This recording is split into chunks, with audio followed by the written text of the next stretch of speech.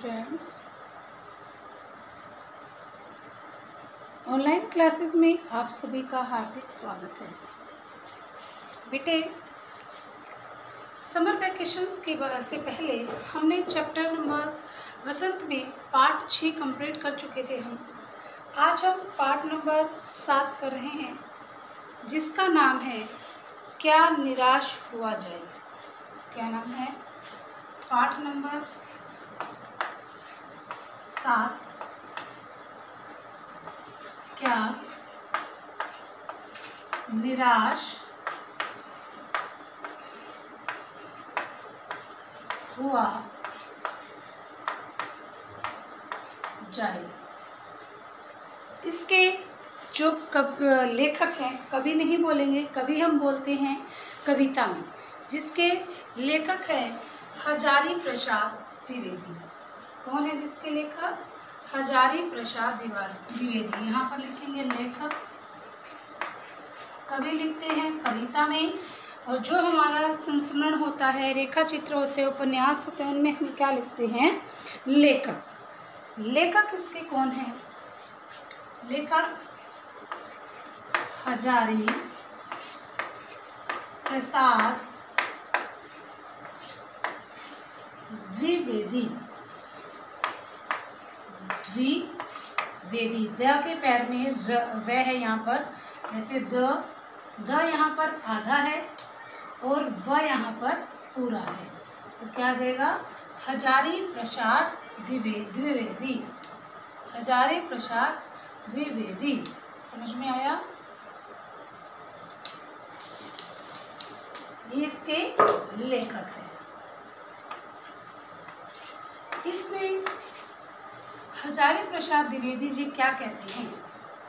हजारी प्रसाद द्विवेदी जी ने इस पाठ में जो मुख्य बात बताई हुई है, वो क्या बताई हुई है? क्या निराश हुआ जाए, ये पूछा है कि क्या निराश हुआ जाए। तो इस पाठ के अंदर जो मुख्य बात उभर कर सामने आती है, वो क्या आती है? वो ये आती है स्टूडेंट्स कि कहते हैं कि जो ये जगत है, यानी कि जो संसार है, इसमें सभी व्यक्तियों का आचरण एक जैसा नहीं होता। ठीक है ना?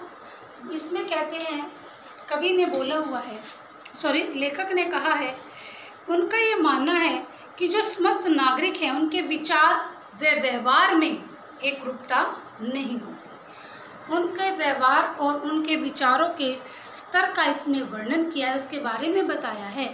क्या बताया है वो?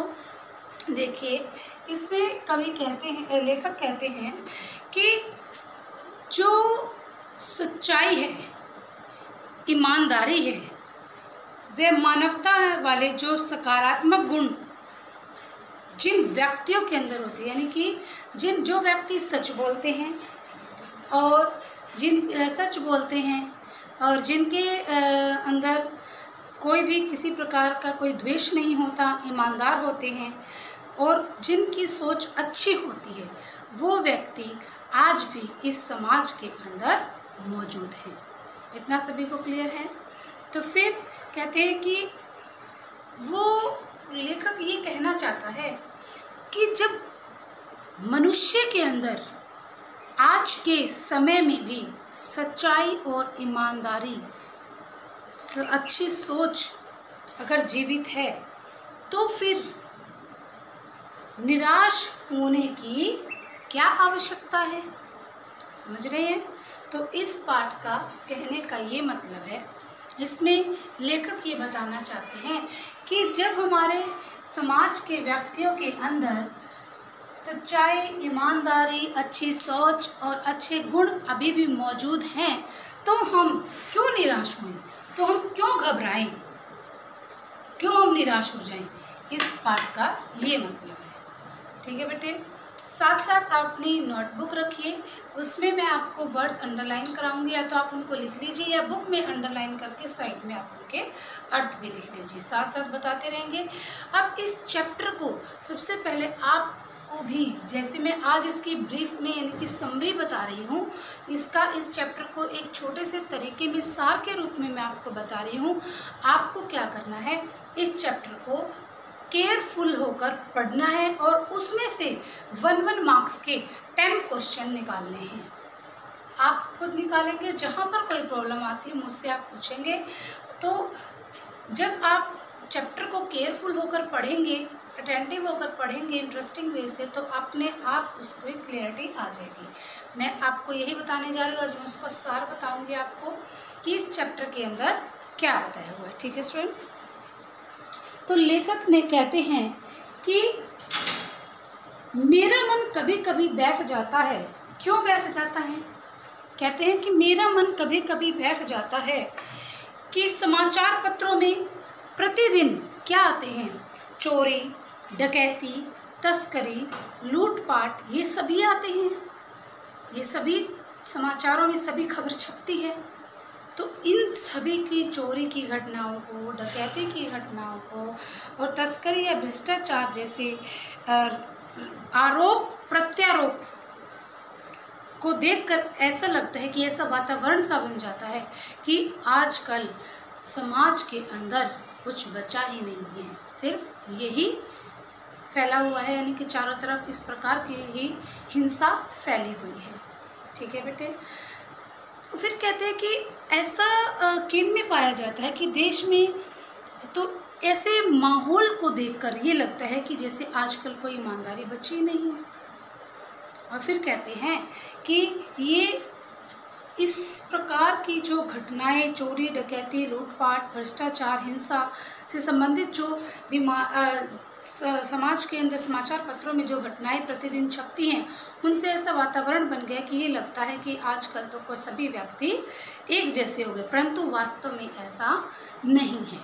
ठीक है, वो क्यों नहीं है वो मैं चैप्टर में आपको 2 घटनाएं ऐसी बताऊंगी जिनसे आपको ये पता चलेगा कि हाँ, आज भी समाज के अंदर सच्चाई और ईमानदारी और अच्छे लोग मौजूद हैं। तो उससे पहले थोड़ा सा और बताते हैं। कहते हैं कि ये कवि लेखक इसमें कहते हैं कि इस समय सुखी वही है। कहते हैं कि क्या जो बड़े बड़े व्यक्ति होते हैं उन्हीं में दोष निकालते हैं। कहते हैं कि आज का समय तो ऐसा समय है कि जिसके अंदर हम कुछ ना करें तो वही बेहतर है। तो ऐसे काम थोड़ी चलता है कि भी हम काम नहीं करेंगे तो वही सुखी होगा। नो, ये गलत बात है। तो इसीलिए कहते हैं अगर स्थिति में अगर ऐसी ही स्थिति है तो वास्तव में ये चिंता का विषय तो है ही है कि भाई समाज के अंदर कोई है अच्छा है या नहीं है ना। तो अब कहते हैं कि आजकल जो ये प्रतिदिन समाचारों में, पत्रों में ये घटनाएं घटती हैं, कौन कौन सी घटती हैं? देखिए, चोरी की घटनाएं घटती हैं, डकैती की घटती हैं, लूटपाट, भ्रष्टाचार जैसी घटनाएं प्रतिदिन घट रही हैं। तो इनसे क्या लगता है? ये लगता है कि जो मेहनत करने वाले बेचारे परिश्रमी लोग हैं वो क्या करते हैं, आए दिन पिसते रहते हैं, है ना। तो इस प्रकार कहते हैं कि ये कोई अच्छी बात नहीं है। ठीक है, तो कहते हैं कि अब कहते हैं भारत के अंदर कानून और धर्म को एक दृष्टि से माना जाता है, जबकि क्या कहते हैं, धर्म कानून की सबसे बड़ी चीज़ होती है। कहते हैं कि हमारे भारतवर्ष में कानून से भी बड़ी चीज़ क्या है, धर्म है। हमारे देश में कानून से भी बड़ी चीज़ क्या है, धर्म है।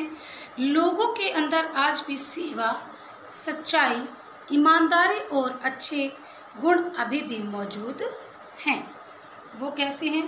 कहते हैं कि ज़रूरी नहीं है, वो आज भी लोगों के अंदर मौजूद हैं, बट क्या हो गया है, वो किसी न किसी कारण वो दब गए हैं, नष्ट नहीं हुए हैं।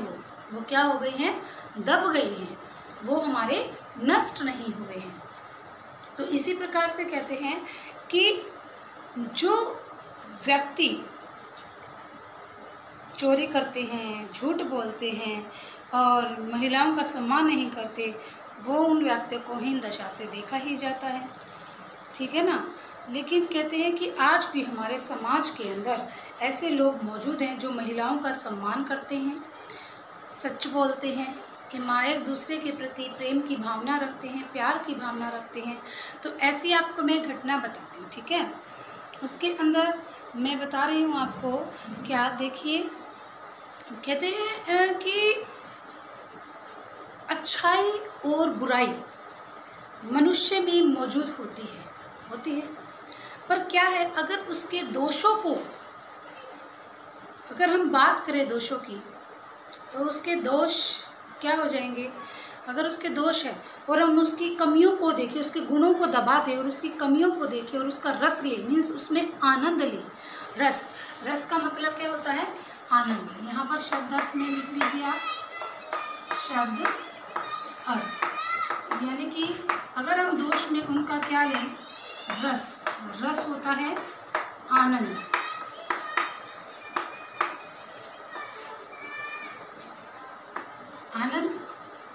यह आप ये बोल रहे हैं कि उनके दोषों को बाहर निकालकर उनका रस लेना, आनंद लेना, ये गलत बात होती है ना। और अगर किसी व्यक्ति के अंदर अच्छाई है, उसको अगर हम दबा दें तो वो बुरी बात है। तो लेखक ये कहना चाहता है कि मनुष्य के अंदर सच्चाई है तो उसको अच्छे जो गुण हैं उनको बाहर निकालो, और जो कमियां हैं उनको भी बाहर तो निकालो, दूर तो करो, उनका पर्दाफाश तो करो, बट उनका रस ना लो, उनका आनंद ना उठाओ। अब सच्चाई और ईमानदारी कैसे जीवित है और हमें क्यों निराश होने की आवश्यकता नहीं है, क्यों लेखक ने ऐसा कहा है, उसमें मैं आपको एक बताती हूँ। देखिए, कहते हैं कि एक बार रेलवे स्टेशन पर टिकट लेते हुए गलती हो गई। बता रहे हैं कि मैं एक बार रेलवे स्टेशन पर गया तो मुझसे क्या हो गई, गलती हो गई। मैंने गलती से 10 के नोट की बजाय 100 रुपये दे दिए, ठीक है, 100 रुपये दे दिए। और 100 रुपये देने के बाद मैं जल्दी गाड़ी में आकर बैठ गया। थोड़ी देर बाद टिकट बाबू आए और सभी का चेहरा देखते हुए, पहचानते हुए वो मेरे पास पहुँचे और उन्होंने कहा, मुझे पहचान लिया और बड़ी ही विनम्रता यानी कि कोमल ढंग से, विनम्रता,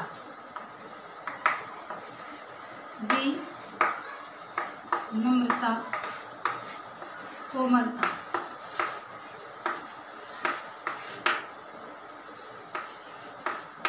बड़ी ही विनम्रता से मुझे मेरी तरफ देखा और मुझसे बोला, बहुत ही प्यार से बोला, मुझे नम्र तरीके से बोला, विनम्रता से कहने लगा कि सर, आप मेरे हाथ में 90 रुपये रख दिए और कहने लगा कि बहुत बड़ी गलती हो गई, ना तो आपने देखा और ना ही जल्दी में मैंने देखा।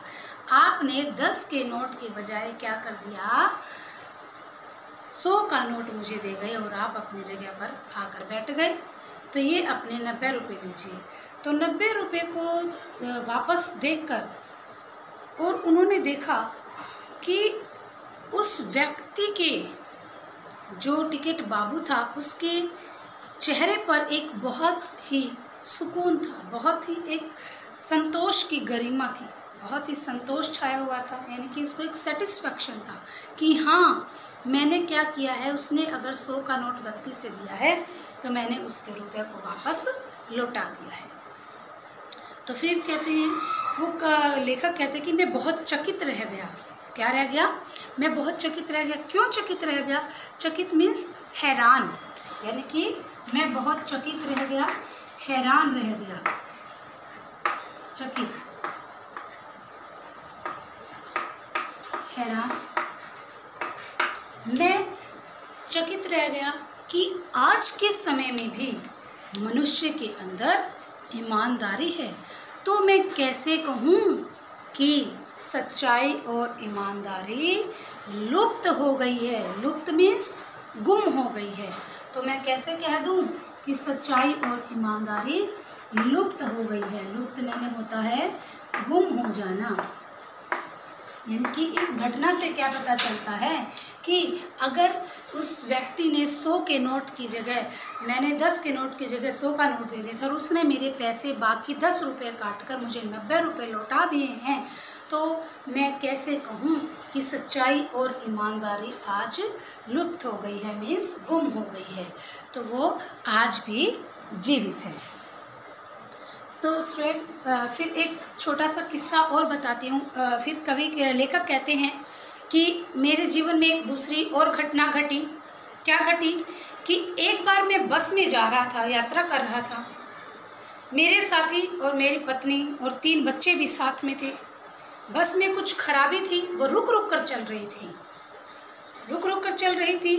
तो गंतव्य से कोई 8 किलोमीटर पहले एक निर्जन सुनसान, गंतव्य होता है जहाँ पर किसी को पहुँचना होता है, यानी कि मंजिल। गंतव्य जहाँ पर पहुँचना हो, या हम बोल सकते हैं मंजिल, यानी कि जिस मंजिल पर हमें जाना है, यानी कि हमारे जिस जगह पर हमें जाना है, ठीक है, कि गंतव्य से 8 किलोमीटर पहले एक निर्जन सुनसान, निर्जन यानी कि जहाँ पर कोई आता जाता न हो, निर्जन, यहाँ पर लिख देती हूँ नंबर 6, निर्जन जहाँ कोई व्यक्ति ने आता हो, मैं आता जाता हो, उसे बोलते हैं निर्जन, यानी कि कोई भी व्यक्ति वहाँ पर नहीं आता। ऐसी जगह पर, ऐसे सुनसान रास्ते पर क्या हो गई, बस खराब हो गई। तो जो कंडक्टर था वो क्या हो गया, साइकिल लेकर चला गया। तो सभी ने क्या सोचा कि जो एक कंडक्टर है हमें धोखा दे रहा है, हमें धोखा दे रहा है ये, तो वो तो भाग गया। तो इतने में क्या किया, सभी ने, बच्चे जो थे पानी पानी चिल्लाने लगे, ठीक है, और सभी ने ये बात बनानी शुरू हो गई कर दी कि यहाँ पर तो पहले डकैती होती थी, ऐसा होता था, जो कंडक्टर है वो तो डाकुओं के साथ मिला हुआ है, ये है वो है। तो इस तरीके की बातें बनानी शुरू कर दी। बच्चे क्या रहे थे बेचारे, प्यास के कारण चिल्ला रहे थे। तो कुछ नौजवानों ने क्या किया, ड्राइवर को पकड़ा और उसे पीटना शुरू करने की तैयारी करने लगे। तो इतने में मैंने कहा, ड्राइवर ने ऐसा देखकर ड्राइवर की हवाइयाँ उड़ गई। हवाइयाँ उड़ना मीन्स घबरा जाना। ड्राइवर के चेहरे की क्या उड़ गई, हवाइयाँ उड़ गई। हवाइयाँ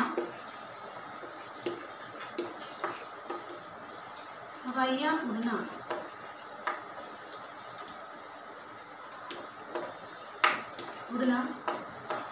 घबरा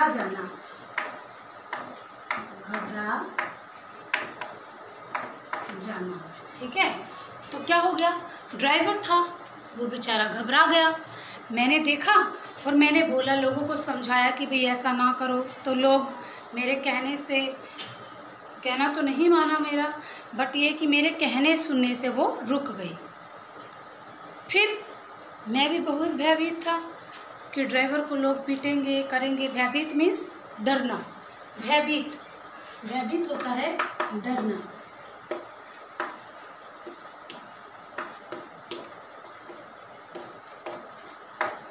मैं भी बहुत डरा हुआ था कि लोग उसको पीटेंगे, करेंगे, है ना। तो फिर क्या किया, वो गिड़गिड़ाने लगा। मैंने उसको, ड्राइवर को लोगों की मार से बचाया। तो देखा कि दूर से खाली बस चली आ रही है और उस बस के अंदर, ये ध्यान से सुना, उस बस के अंदर क्या था, हमारी बस का जो कंडक्टर था वो भी बैठा हुआ था। तो कंडक्टर उतरा और बोला कि ये बस आगे चलाने लायक नहीं थी, इसीलिए मैंने क्या किया, नई बस को ले आया। और साहब, आपका बच्चा रो रहा था तो साथ में ही मुझे दूध भी मिल गया, तो मैं वहाँ से उसके लिए दूध भी ले आया। वहाँ से मैं उसके लिए दूध भी ले आया। तो ऐसा देखकर सभी लोगों को अपनी जो सोच थी, समझ थी, उस पर उनको शर्मिंदगी हुई और उन्होंने क्या कहा कि नहीं, हम फिर लेखक को फिर दोबारा से लेखक को एक संतोष हुआ, एक सेटिस्फेक्शन हुई उसको कि मैं कैसे कह दूं कि ईमानदारी और जो अच्छाई है वो आज के ज़माने में समाप्त हो गई।